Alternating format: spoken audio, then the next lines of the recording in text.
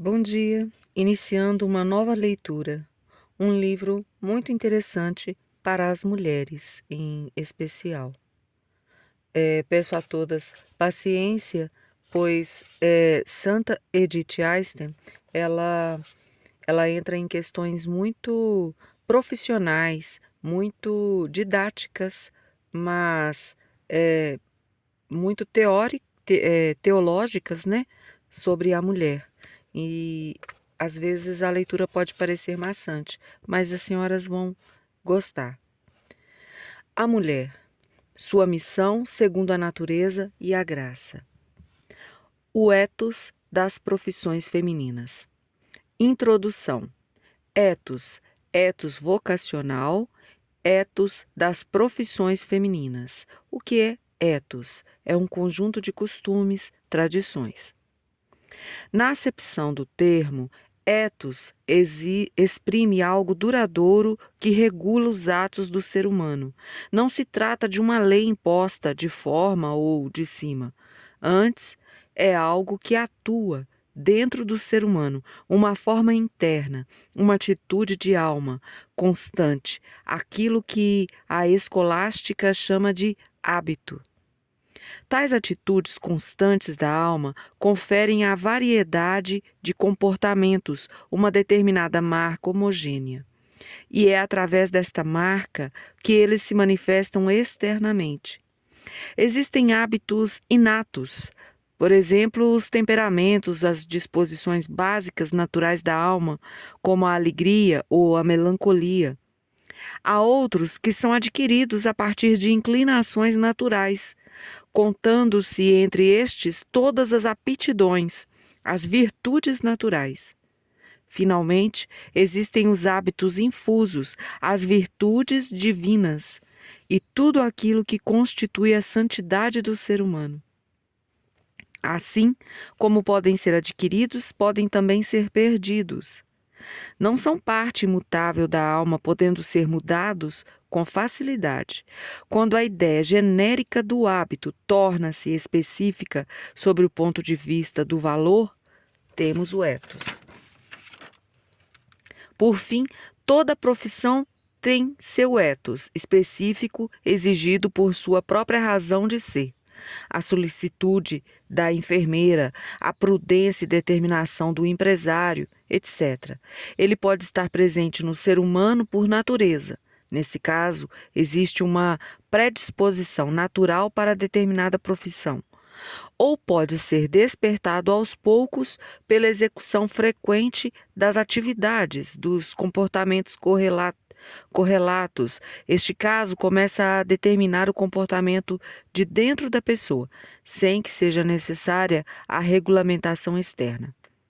O fato de terem me convidado para falar sobre ethos das profissões femininas já indica a suposição de que existem atitudes constantes da alma feminina que de dentro para fora dão forma à sua vida profissional.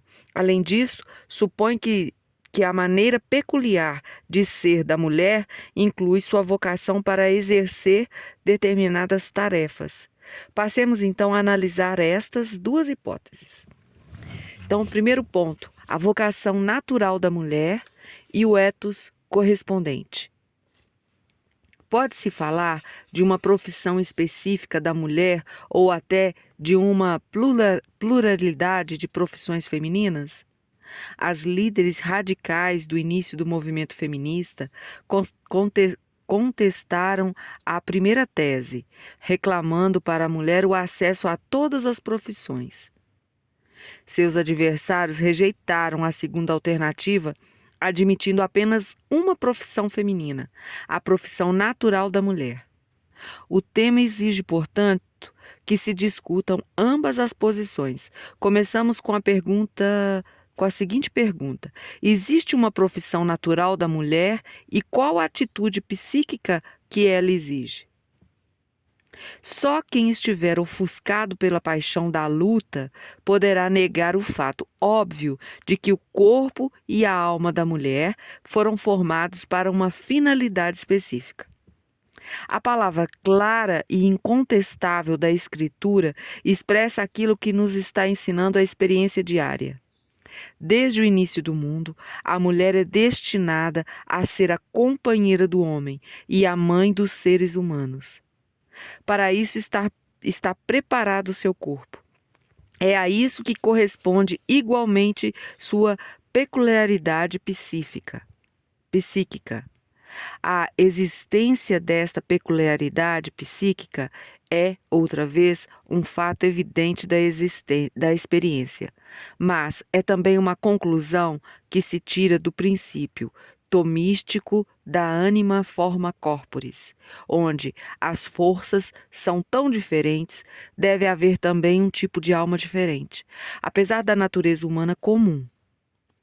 Vamos esboçar brevemente a atitude típica da alma feminina, que no fundo nos é a todos familiar. A atitude da mulher tem em vista o pessoal vivente e visa o todo. Cuidar, velar, conservar, alimentar, promover o crescimento. Esse é o seu desejo natural, genuinamente maternal. O inanimado, a coisa lhe interessa, precipitadamente, na medida em que está a serviço do pessoal vivente, menos em si mesma. Um outro aspecto está ligado a este por natureza. Ela é avessa às abstrações em qualquer sentido. O pessoal vivente, objeto de suas preocupações, é um todo concreto e requer os cuidados e incentivos como um todo, não como parte que prejudique outras e outros. Não o espírito às custas do corpo, ou vice-versa, nem uma capacidade física às custas das outras. Ela não suporta isso, nem em si, nem nos outros. E essa é a atitude prática correspondente à teoria. Seu modo de conhecimento natural não é tanto um dissecador conceitual, e sim o caminho do concreto, observador, sensitivo. Essa disposição habilita a mulher à função de assistente, de educadora de seus próprios filhos. Mas essa sua atitude básica não vale só para elas. Assim, ela se dirige também ao homem e a todos os seres que entram em contato com ela. A essa predisposição maternal se junta a de companheira. Seu dom e sua felicidade consiste em dividir a vida com outra pessoa, participando de tudo que lhe diz respeito, das menores e das maiores coisas, das alegrias, dos sofrimentos, mas igualmente dos trabalhos e dos problemas. O homem se preocupa com, entre aspas, o assunto dele, esperando dos outros interesse e disponibilidade. Normalmente fica-lhe difícil adaptar-se a outras pessoas e aos problemas das outras pessoas. Para a mulher, no entanto, essa é uma atitude natural. Com sensibilidade e compreensão, consegue aprofundar-se em temas de por si lhe são estranhos e com os quais nunca se preocuparia se não fosse um interesse pessoal que a pusesse em contato com eles. Este dom está intimamente ligado à sua predisposição maternal. A participação viva desperta as forças e aumenta a capacidade daquele que a experimenta.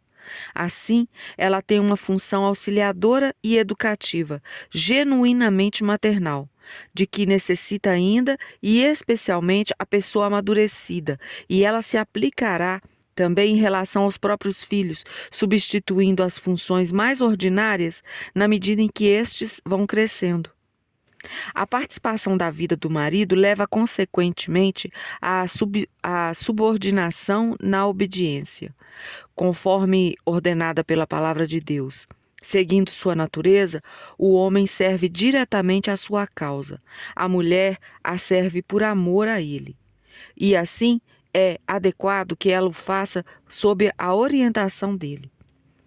Que esse dever de obediência se estenda também aos domínios diretamente subordinados à mulher, como afazeres domésticos e educação, decorre provavelmente menos do caráter feminino e sim da vocação natural do homem de ser a cabeça e o protetor da mulher.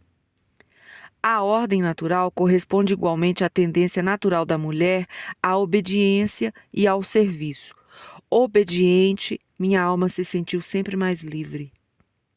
Essa descrição da natureza feminina não inclui, a princípio, nenhum juízo de valores. É óbvio que ela contenha, em seu desdobramento puro, um elevado valor vital, mas, tanto em relação a este quanto ao valor ético a ser considerado de modo especial, importa que a natureza feminina se desdobre de maneira pura, mas esta condição não é absolutamente evidente, até podermos afirmar que ela só existe dentro de circunstâncias muito especiais. Pelo pecado original, toda a natureza humana, incluindo, portanto, a constituição feminina, sofre de uma mácula que inibe o desenvolvimento puro, levando a uma deformação característica, se não for contrária. A inclinação pessoal costuma manifestar-se numa hipertrofia insana. De um lado, existe a tendência de ocupar a si mesmo e os outros de modo demasiado com a própria pessoa na forma de vaidade, do desejo de ser alvo de elogios e de reconhecimento, da necessidade de comunicação. Por outro lado, manifesta-se no interesse exagerado pelos outros na forma de curiosidade, de bisbilhotice, de insinuação indiscreta na vida íntima dos outros. A inclinação à totalidade leva facilmente à dispersão das forças, à aversão à disciplina, obviamente necessária de cada uma das predisposições, as tentativas superficiais em todas as áreas e no relacionamento com os outros há uma tendência a se tomar conta de suas vidas, muito mais do que seria de esperar em virtude das funções maternais. A companheira participante se transforma em perturbadora, que não admite o amadurecimento tranquilo e discreto. Com isso, em vez de promover o desenvolvimento, o inibe, paralisa. A alegria de servir é substituída pela vontade de dominar. Quantos casamentos infelizes, quantos estremecimentos entre mãe e filhos, adultos, mesmo adolescentes, se devem a este tipo de desvio através do pecado original.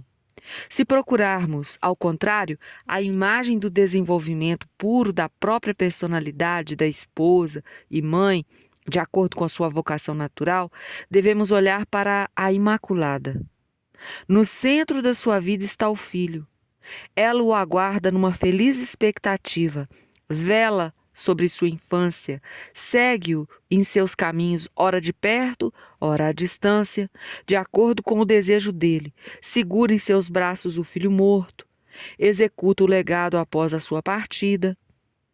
E em tudo isso, ela realiza sua causa sendo a serva do Senhor, cumprindo a missão que Deus lhe confiou. Por isso, não considera o filho como propriedade sua. Foi das mãos de Deus que o recebeu e é em suas mãos que o devolve, acompanhando-o até a morte na cruz. Vejamos a mãe de Deus no seu papel de esposa.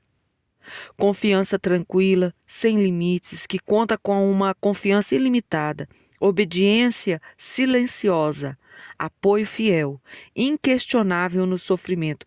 Tudo isso em subordinação à vontade de Deus que lhe confiou o marido como protetor humano e cabeça visível.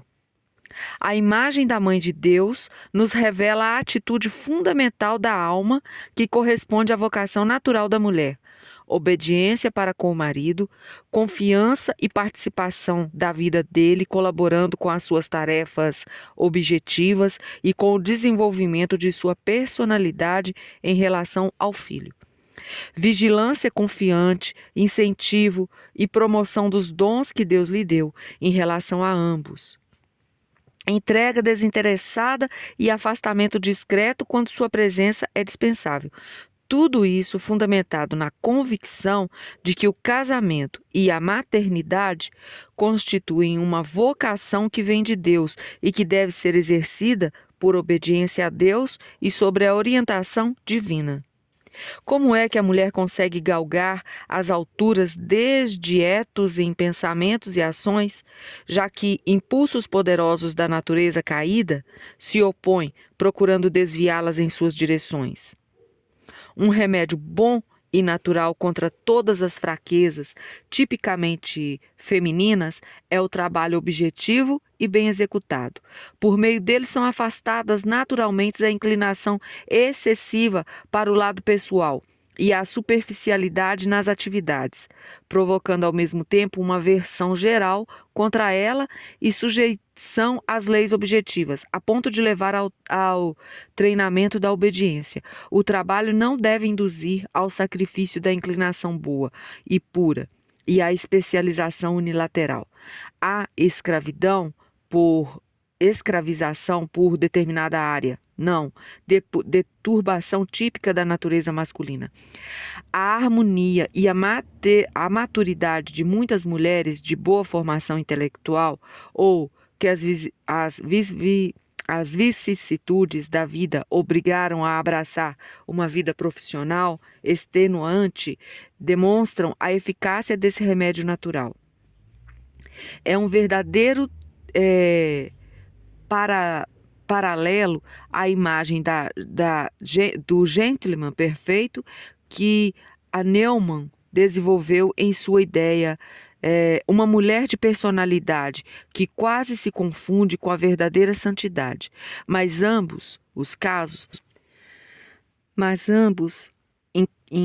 ambos os casos, se trata de mera semelhança à natureza domada somente pela formação intelectual. É capaz de conservar a aparência externa apenas até certo ponto de pressão. Além desse limite, ela se descontrola. A natureza decaída só pode ser erradicada e reformada por dentro, pela força da graça, nunca por fatores externos. Veremos mais adiante de que maneira isso se dá na natureza feminina. E peço a todas que aguardem as próximas leituras e Santa Edith Einstein vai deixar mais claro e mais simples de entendimento o que ela quer nos especificar, explicar, mostrar e demonstrar.